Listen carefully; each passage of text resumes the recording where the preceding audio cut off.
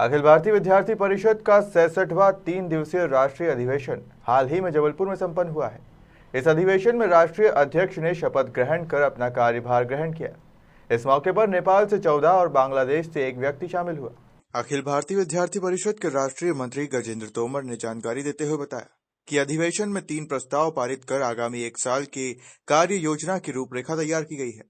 उन्होंने बताया कि शिक्षा को लेकर प्रस्ताव आया है, जिसमें क्वालिटी एजुकेशन को लेकर चर्चा हुई है। साथ ही 1 करोड़ सदस्यता का लक्ष्य रखा गया है।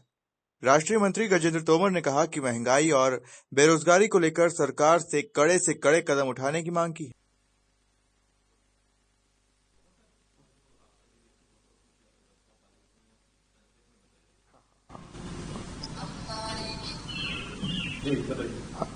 अखिल भारतीय विद्यार्थी परिषद का 67वां राष्ट्रीय अधिवेशन जबलपुर में 24-25 दिसंबर 2021 को संपन्न हुआ। इसमें पूरे 3 दिन का अधिवेशन चला। इसमें हमारा जो अधिवेशन का उद्घाटन है, हमारे नोबेल प्राइज विजेता किला सत्यार्थी जी ने उसका उद्घाटन किया। हमारे महामंत्री राष्ट्रीय अध्यक्ष जी का शपथ ग्रहण हुआ और ऐसे विभिन्न विषयों पर चर्चा हुई। 2 भाषण हुए, एक आजादी का अमृत महोत्सव और स्वाधीनता के 75 वर्ष और एबीवीपी के 75 वर्ष के, और ऐसे 3 प्रस्ताव इसमें आए। चाहे वो शिक्षा के क्षेत्र में हो, शिक्षा की पवित्रता को बचाने हेतु शिक्षा समुदाय आगे और वर्तमान परिदृश्य और परिसर गतिविधियों में खेल बने प्राथमिकता, ऐसे 3 प्रस्तावों को लेकर चर्चा हुई। और हमारी जैसे कि आगामी योजना जो अधिवेशन में होती है 1 साल की, वो रूपरेखा तैयार की। जैसे इस बार हमारा जो 1 करोड़ सदस्यता का लक्ष्य है वो हम पूर्ण करेंगे। एबीवीपी के 75 वर्ष में 1500 विस्तारक निकाले जाएंगे। 50,000 विद्यालय तक पहुंचने का लक्ष्य है। 1 लाख गांव तक पहुंचने का लक्ष्य है। और स्वाधीनता के 75 वर्ष के अवसर पर 26 जनवरी 2022 में पूरे देश भर में तिरंगा रैली का आयोजन बड़ी मात्रा में, बड़ी संख्या में किया जाएगा। धन्यवाद। कोरोना तो चल रहा है। विद्यार्थी परिषद का ये मत है कि हम कोरोना काल में भी निरंतर सेवा कार्य हो, चाहे छात्रों की कोई डिमांड हो, उस विषय पर चिंतन करते रहते हैं। और अभी स्कूलों का ऐसा है कि अभी हम देख रहे हैं कि जो कुछ कंपनियों ने ऐसा भी एडवर्टाइजमेंट निकाला है कि हम कोरोना काल में जो डिग्री लिए हैं हम उनको नौकरी नहीं देंगे। तो ये जो परिणाम है, अभी जो हम लोग ऑनलाइन मोड पे, छात्रों का भी एक मनोवृत्ति बनी है कि हम ऑनलाइन ही दें, तो थोड़ा ऐसा है कि क्वालिटी का बहुत बड़ा फर्क आने वाला है। ये जो दिखेगा, इसका परिणाम दिखेगा 5 साल बाद आपको देखने को मिलेगा। इसलिए हम लोगों ने एक चरणबद्ध तरीके से या तो उसको ब्लेंडेड मोड पे कुछ बच्चे पढ़ सकते हैं, कुछ को ऑनलाइन पढ़ाया जाए, कुछ को या तो चरणबद्ध तरीके से कुछ लोगों को ऑफलाइन पढ़ाया जाए, लेकिन ये सारी व्यवस्था ऑफलाइन हो, क्योंकि कोरोना का काल तो चल ही रहा है। वैक्सीनेशन की व्यवस्था की जाए कैंपसों में। अभी 15 से 18 साल की वैक्सीनेशन की घोषणा हो गई है। तो डरने की आवश्यकता है, लेकिन हमको उससे लड़ने की भी आवश्यकता है। तो हम लोग 50,000 विद्यालय तक पहुंचने का लक्ष्य है। विद्यार्थी कार्यकर्ता वो डरते नहीं है, हम जाएंगे, विद्यालय तक जाएंगे। भाई साहब प्रेस कॉन्फ्रेंस को संबोधित करेंगे। सभी मीडिया बंधुओं को नमस्कार, बहुत बहुत धन्यवाद समय निकालने के लिए। अखिल भारतीय विद्यार्थी परिषद का 67वां राष्ट्रीय अधिवेशन संस्कार राजधानी जबलपुर में 24, 25, 26 दिसंबर को संपन्न हुआ।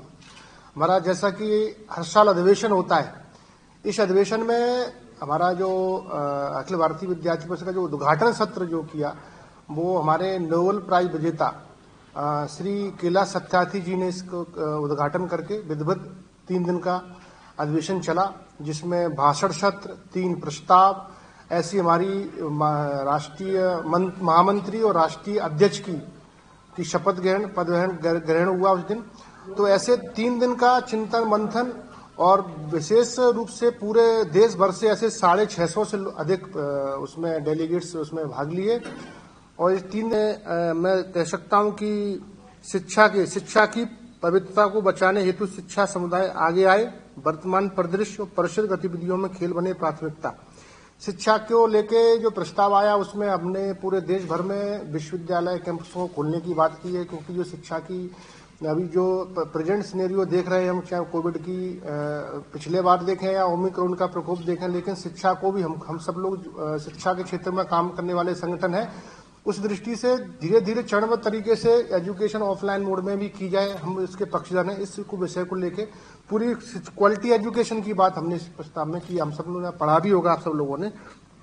वर्तमान परिदृश्य जो देश में ऐसी सकारात्मक नकारात्मक बातें जो चल रही हैं देश में, ऐसे सारे विषयों को सम्मिलित करके एक जो प्रेजेंट सिनेरियो का एक प्रस्ताव आया, इसको भी आपको दिया गया है।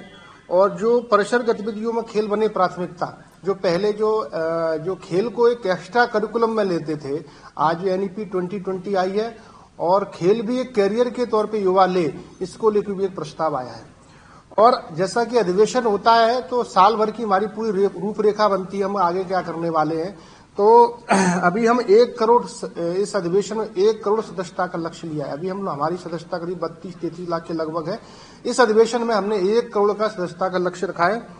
और एबीवीपी के जैसे 75 वर्ष जैसे आज स्वाधीनता के चल रहे हैं, ऐसे एबीवीपी के 75 वर्ष 2022 में प्रवेश कर चुका है। तो ऐसे 1500 विस्तारक, फुल टाइमर्स विस्तारक निकालने की योजना है। 50,000 विद्यालय तक इस बार हम पहुंचेंगे 2022 में। 1 लाख गांव तक पहुंचने की हमारी रीच होगी। विद्यार्थी परिषद का पूरा अभियान चलेगा। 1 लाख गांव तक हमको इस साल पहुंचना है। स्वाधीनता के 75 वर्ष के अवसर पर, अमृत महोत्सव के अवसर पर देश भर में विद्यार्थी परिषद 26 जनवरी को तिरंगा रैली के माध्यम से देश भर में ऐसे अनसंग हीरोज को भी याद करेगी। ये बहुत बड़ा अभियान है जो लिया गया है। तो ऐसे पूरे 3 दिन का जो हमारा अधिवेशन चला, जिसमें सारे देश की समसामयिक विषय हो, एजुकेशन का विषय हो, शिक्षा का विषय हो, खेल का विषय हो, चाहे अन्य विषय हो, ऐसे 3 दिन का अधिवेशन जबलपुर में बड़े ही अच्छे से संपन्न हुआ। हमारी शोभा यात्रा आप सब लोगों को माध्यम से, आप मीडिया के बंधु आप सबको पता भी चला होगा, बड़ी भव्य शोभा यात्रा संस्कार धानी जबलपुर में अधिवेशन में भी देखने को मिली। ये धन्यवाद। बेरोजगारी के मुद्दे पर क्या लक्ष्य? हमने ये भी, हमारा जो वर्तमान प्रदेश है उसमें हमने सरकार को अभी इसमें प्रस्ताव में मेंशन किया है कि इसके ऊपर भी कड़े से कड़े कदम उठाए सरकार, जल्द से जल्द इसके लिए कोई सॉल्यूशन निकाले सरकार। हमारे बीच में एक परिचय है। आप हैं श्री गजेंद्र सिंह जी तोमर। आप वर्तमान में अखिल भारतीय विद्यार्थी परिषद के पुनः नवनिर्वाचित राष्ट्रीय मंत्री हैं। भाई साहब आज इस प्रेस कॉन्फ्रेंस को संबोधित करेंगे। मैं आयुष पाराशर, मैं भोपाल महानगर मंत्री हूं एवं राष्ट्रीय कार्यकारिणी सदस्य हूं। इसी अधिवेशन में दायित्व मुझे प्राप्त हुआ है। उसमें कोई 70,763 लोगों की सहभागिता वर्चुअल मोड से इस अधिवेशन को देखा। ये अपने आप में एक बहुत बड़ी बात है। वैसे कोरोना काल में छोटा अधिवेशन था। और दूसरा क्या है, इसमें नेपाल से 14 लोग आए, एक बांग्लादेश से, ऐसे 12 अदर कंट्रियों से लोगों का भी आना हुआ इस अधिवेशन में।